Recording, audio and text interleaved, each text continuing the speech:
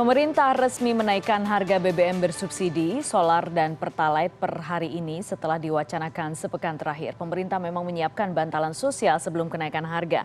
Tapi banyak pihak khawatir bantalan sosial tidak cukup meredam dampak yang akan ditimbulkan. Dampak ekonomi pasti ada, dampak sosial bisa jadi mengikuti. Apakah kebijakan ini juga memiliki konsekuensi dari sisi politisnya? Kita bahas malam hari ini bersama narasumber sudah bergabung secara virtual. Ada Pak Nusirwan Sujono, Ketua DPP PDI Perjuangan, Koalisi Presiden Jokowi. Pak Nusirwan, selamat malam. Selamat malam. Assalamualaikum warahmatullahi wabarakatuh. Waalaikumsalam warahmatullahi wabarakatuh. Terima kasih Bapak atas waktu Anda. Ada Mas Herzaki Mahendra Putra Mazaki, Koordinator Jubir DPP Partai Demokrat. Mas Zaki, selamat malam. Ya, selamat malam Mbak. Terima kasih atas waktu Anda. Ada juga Mas Arya Fernandes, Kepala Departemen Politik dan Perubahan Sosial CSIS. Mas Arya, selamat malam. Selamat malam. Terima kasih atas waktu Bapak-Bapak sekalian. Kita akan berdiskusi malam ini. Sebenarnya kita melihat apakah betul ada dampak politis yang kemudian ditimbulkan setelah kebijakan untuk menaikkan harga BBM bersubsidi ini. Saya minta respon dulu dari oposisi, dari Partai Demokrat. Mas Zaki, bagaimana tanggapan Partai Demokrat atas penaikan harga ini? Kalau kita tahu ada beberapa anggota DPR dari Partai Demokrat yang di Komisi 7 sudah menyampaikan penolakan, dan sekarang akhirnya dinaikkan. Ya, sikap kami tetap sama ya Mbak ya. Bagaimanapun kan kenaikan harga BBM ya, subsidi ini di tengah kondisi masyarakat yang masih sangat berat ini tentunya tidak istilahnya itu menambah beban masyarakat lagi gitu. Ya, masyarakat saat ini sedang susah, sedang kesulitan, dan ini akan menjadi semakin besar lagi ya kesulitan yang diderita oleh masyarakat. Ya, kita bicara lah Mbak, apa namanya BBM ini bagaimanapun dia akan men-trigger berbagai sektor. Jadi ini tidak bisa dilihat di satu hal saja gitu ya.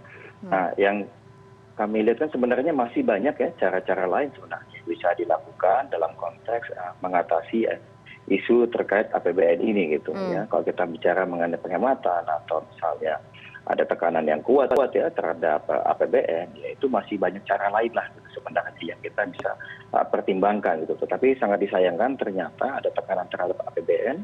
Pemerintah ingin membagi beban itu dengan masyarakat gitu. Padahal kan harapan kita tentunya masyarakat yang sedang susah janganlah ditambah bebannya. Ini yang menjadi konsen berat kami ini di sini gitu. Oke. Kalau misalnya dari kacamata Partai Demokrat, apa perbedaan dengan penaikan harga BBM bersubsidi sekarang dengan penaikan yang kemudian dilakukan pada saat pemerintahan Presiden SBY, kalau dari kacamata Partai Demokrat? Ya, bisa dilihat Mbak, kalau di era waktu PSB menaikkan, bandingkan waktu itu harga minyak dunia berapa, sekarang berapa. Sekarang tinggal 80-an loh harganya. Dulu itu baru dinaikkan setelah misalnya ada yang mencapai hampir 120 ya USD barrel. Itu bisa dilihat perbandingannya. Nah, jadi kalau dulu juga tidak mudah ya menaikkan itu dalam waktu 10 tahun ada beberapa kali kenaikan dan ada beberapa kali penurunan gitu. Sedangkan kalau di sekarang kan kita belum pernah lihat nih ya penurunan ya untuk yang subsidi ya. Baru yang kemarin saja sempat ada sedikit saja yang turun. Tapi itu kan juga sedikit sekali dan tidak efek karena memang tidak banyak yang menggunakannya gitu.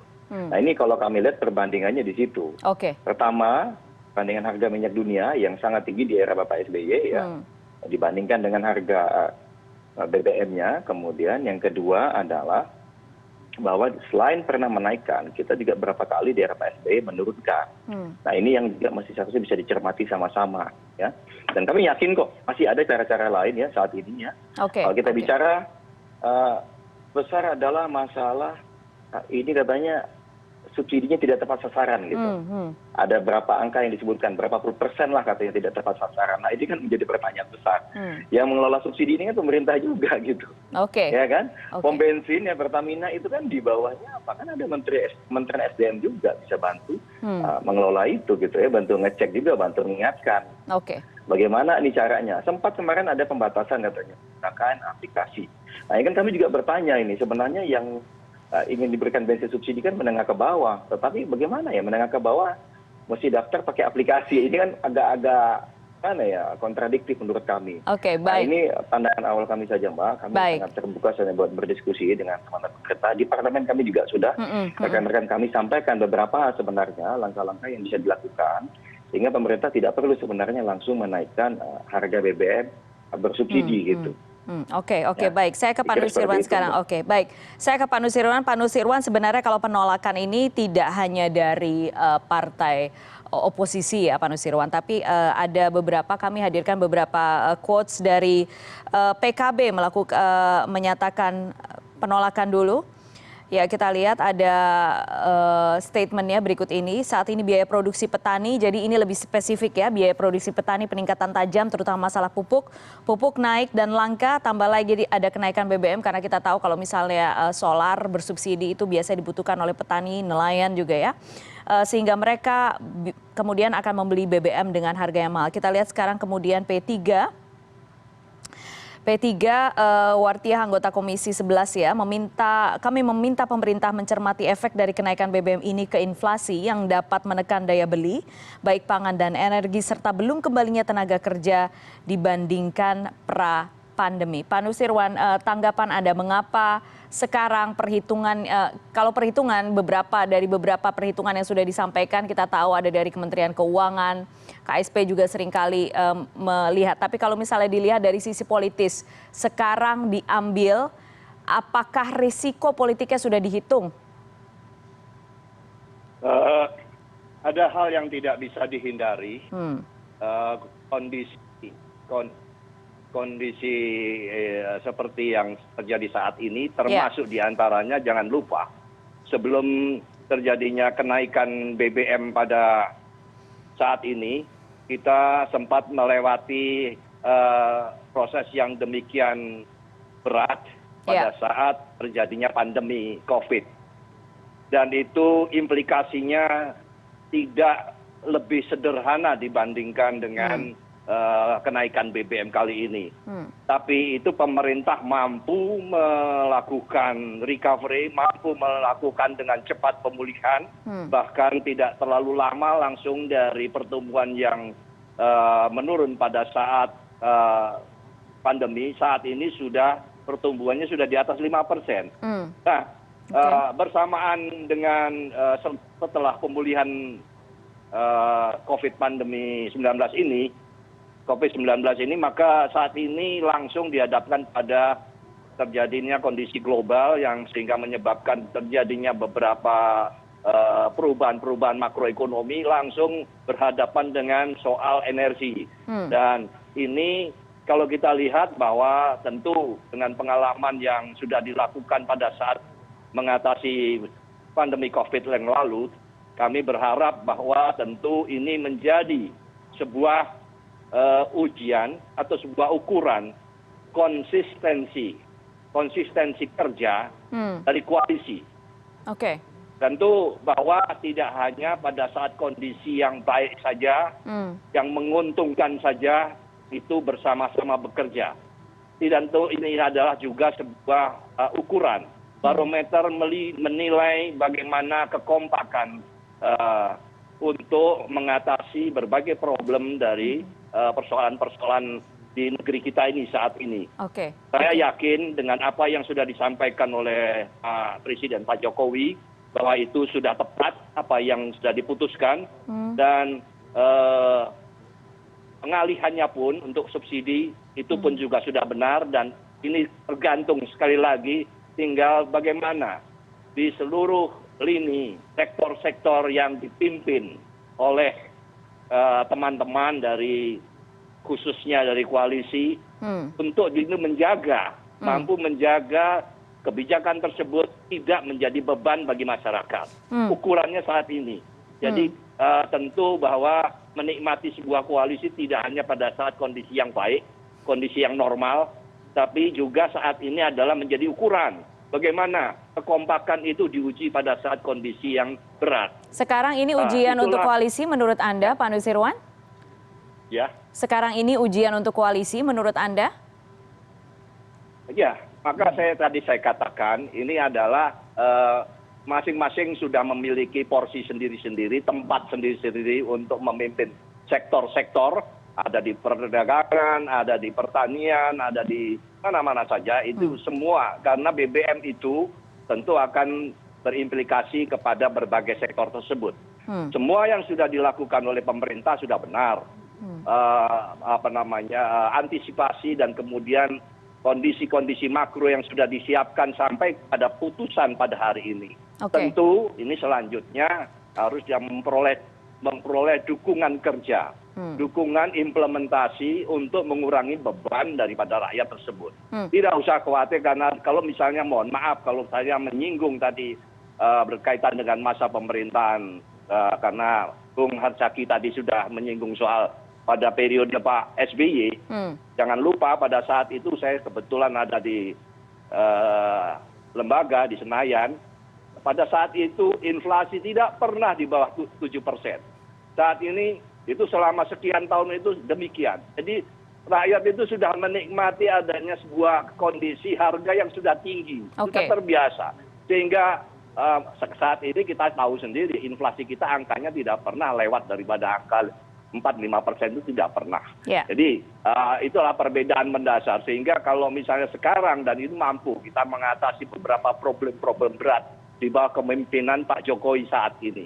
Sehingga kalau misalnya sekarang terjadi kenaikan, kami melihat bahwa tentu persiapan itu sudah cukup matang dengan kondisi yang sudah disiapkan sebelumnya. Karena memang mungkin fiskal moneter memang sudah harus kita menghadapi situasi seperti yang diumumkan pada saat itu.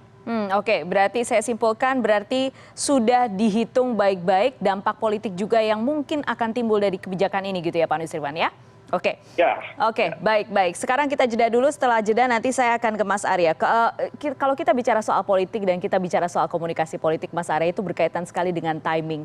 Timingnya sekarang menurut Anda bagaimana? Karena publik melihat dan publik mengungkapkan ini, saya melihat seperti ada rangkaian kekecewaan yang kemudian dirasakan oleh publik dan kemudian sekarang hari ini juga terjadi lagi. Kita bahas nanti setelah jeda, tetap bersama kami di CNN Indonesia Newscast.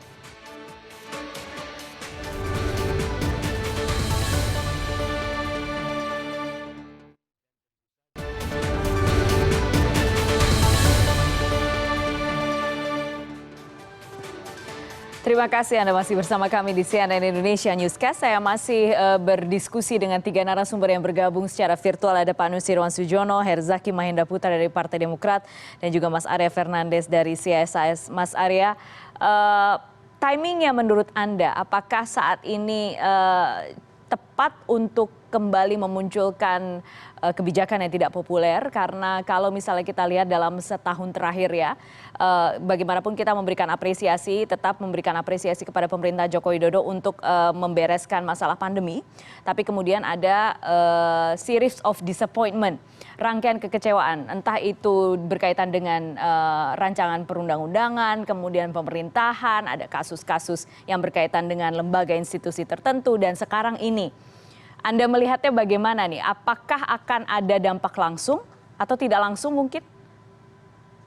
Baik, terima kasih Mbak Putri. Pertama saya melihat, saya kira pemerintah sudah melakukan banyak mitigasi dan punya pengalaman yang banyak juga untuk menghandle isu-isu yang kontroversial ya, dan menghandle isu-isu yang kebijakan-kebijakan yang tidak populer. Dan dalam banyak hal pemerintah berhasil.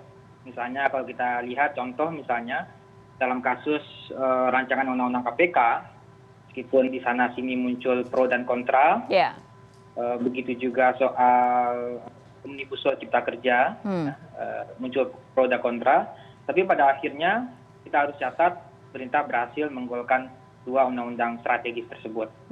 Nah dalam hal kebijakan kenaikan BBM, dugaan saya meskipun nanti akan muncul protes ya, tapi dugaan saya itu nggak akan berlangsung lama, dan secara politik juga tidak perlu, mungkin dugaan saya tidak ada kekhawatiran yang berlebih soal itu karena beberapa hal ya. Apa itu? Pertama, dari sisi politik di Senayan relatif sudah dikendalikan, karena saat ini sekitar 82% fraksi-fraksi dari 9 fraksi, 7 diantaranya adalah di blok koalisi, hanya 18% tersisa di non koalisi. Yang kedua saya kira adalah soal pemberian bantuan sosial, bantuan langsung tunai yang diberikan bahkan sebelum kenaikan BBM dilakukan. Dan yang ketiga, saya kira soal pengalaman. Pemerintah berhasil melakukan mitigasi yang baik dan punya pengalaman dalam menghandle kebijakan-kebijakan tidak populer.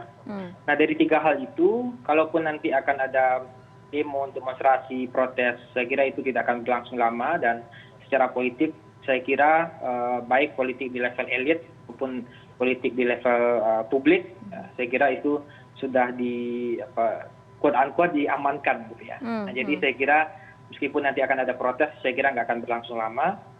Itu catatan pertama. Catatan kedua saya kira adalah bagaimana pemerintah menghandle kebijakan yang tidak populer. Kalau dari sisi kenaikan harga BBM, tentu saya karena bukan ekonom nggak tahu hitung-hitungannya. Yeah. Tapi tentu karena dari sisi APBN kita itu sudah berat untuk menanggung subsidi yang terlalu besar di sektor BBM ini. Tentu saya kira ini memang waktu yang saya kira pemerintah sudah menunggu cukup lama ya, sampai kemudian pasca pandemi, kemudian beberapa isu-isu lainnya diselesaikan gitu ya.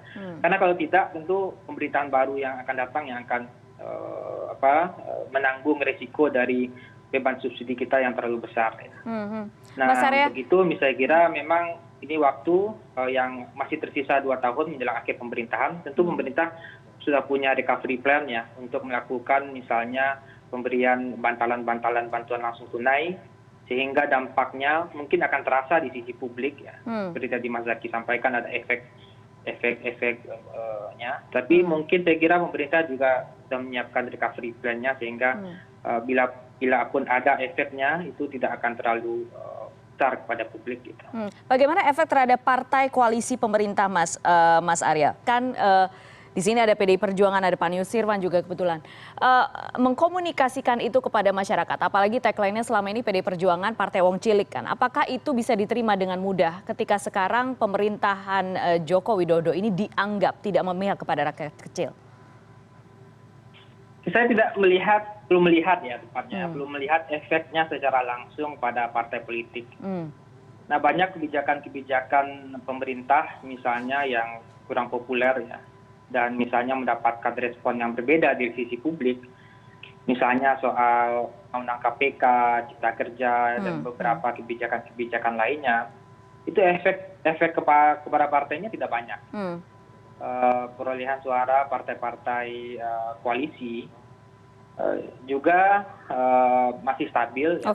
Karena kalau dari sisi di pemilu legislatif itu kan sekarang trennya stabilitas itu sudah terjadi ya.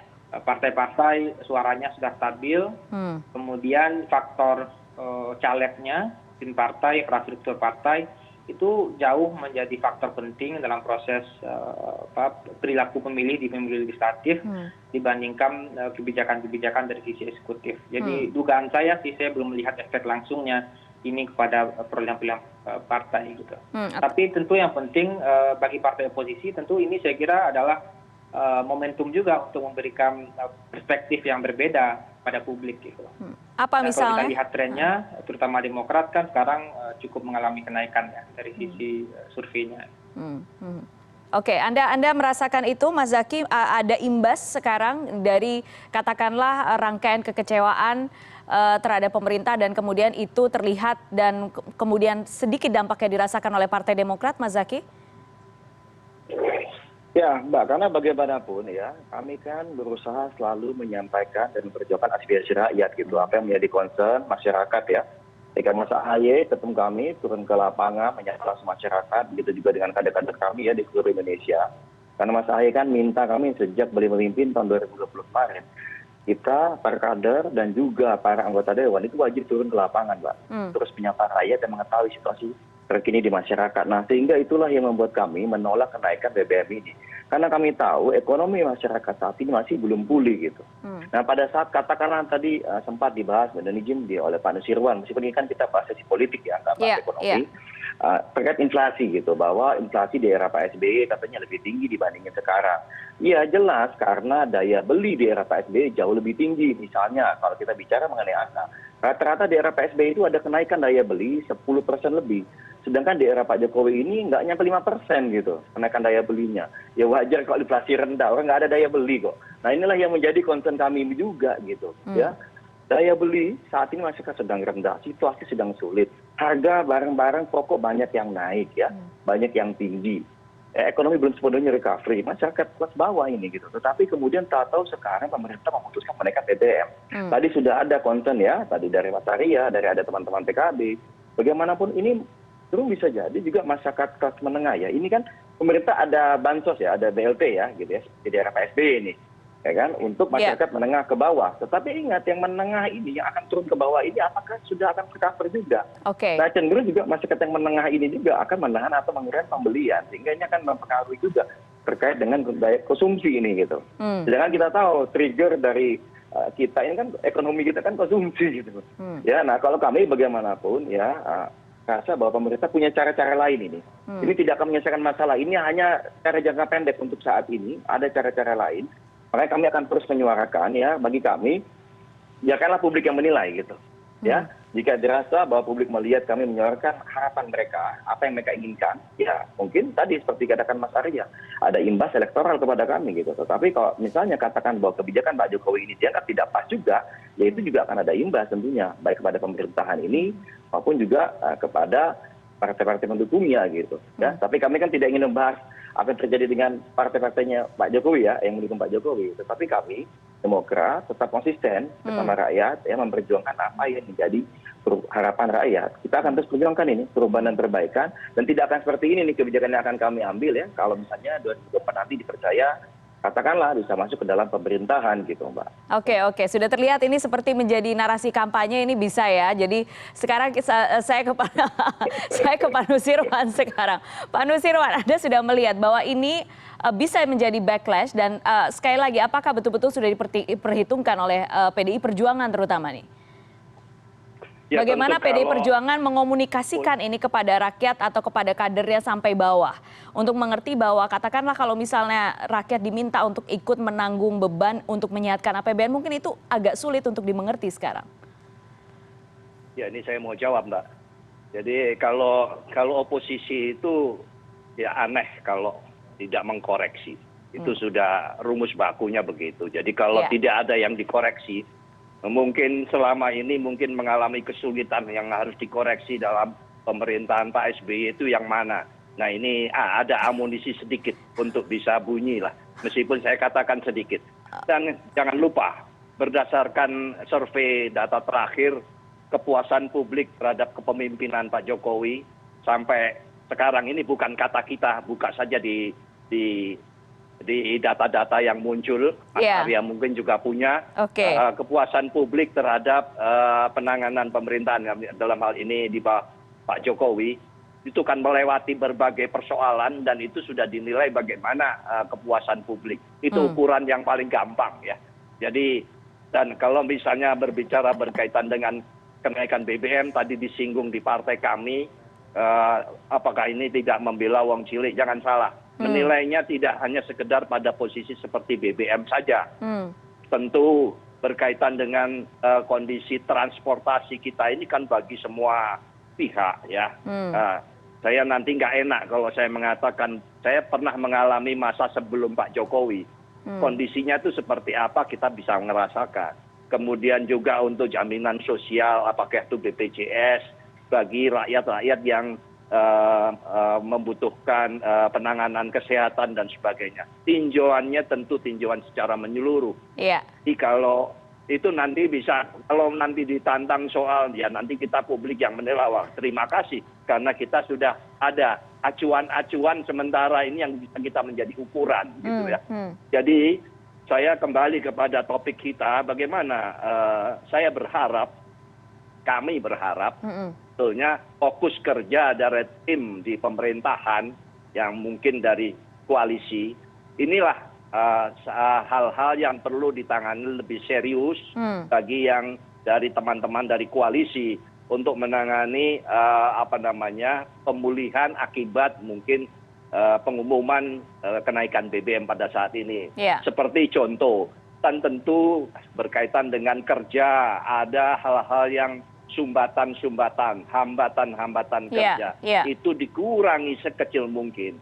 Itu kan tidak ada hubungannya dengan BBM, tapi sangat berpengaruh terhadap produksi berkaitan dengan proses perdagangan, ekonomi perdagangan dan sebagainya. Hal-hal yang seharusnya tidak perlu menjadi beban, itu yang tidak ada hubungannya dengan BBM, itulah yang harus dikerjakan oleh seluruh lini di sektor pemerintahan untuk mengurangi beban akibat kenaikan BBM ini. Oke.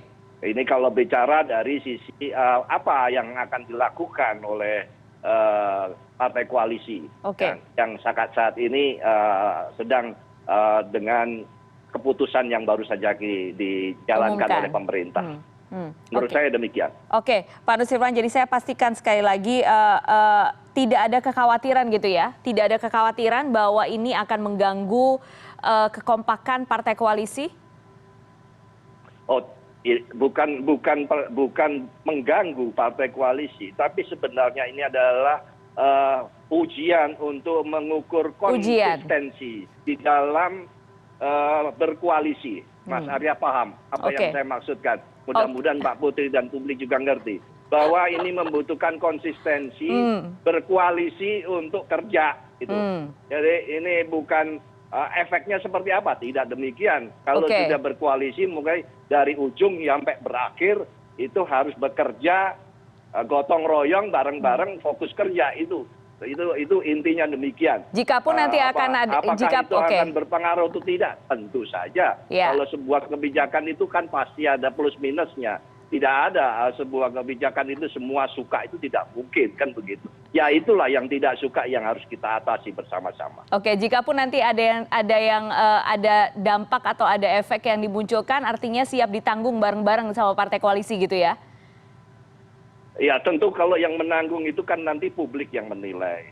Tadi saya sudah katakan, karena tentu proses itu kan dari sejak awal apa saja yang terjadi penanganan. Tadi Mas Arya itu sudah benar. Ini ada baik itu yang menyangkut legislasi, ada cara undang-undang kan jauh, undang-undang sama BBM-nya kan beda saluran begitu ya. Itu bagaimana dinilainya, kemudian proses membangunnya bagaimana selama sekian periode ini.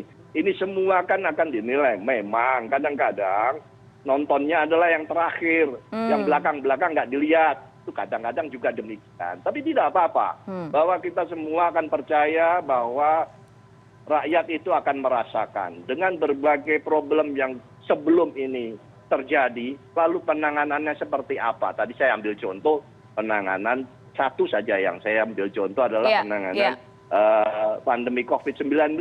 Itu konkret, itu paling besar efek yang akan diterima oleh rakyat, tapi mampu diatasi dengan baik, bahkan menjadi contoh di seluruh dunia. Itu nyontohlah di Indonesia. Siapa dulu yang memimpin kan begitu. Tapi belum pulih betul ini sekarang kondisinya. Baik. Katakanlah belum pulih, sudah berhadapan dengan konsekuensi, harus berhadapan dengan soalan fiskal, moneter, sampai kepada ujungnya adalah BBM. Ya itu yang namanya problem yang akan selalu kita hadapi, kemungkinan-kemungkinan tersebut.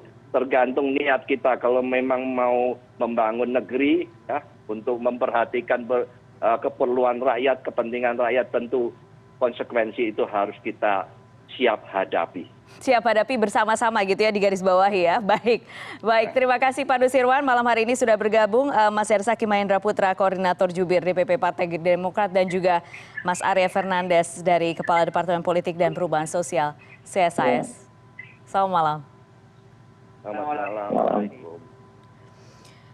Dan menghadapi kenaikan harga BBM bersubsidi, pemerintah Indonesia akan memberikan subsidi bantuan sosial untuk warga Indonesia. Seperti apa skema distribusinya?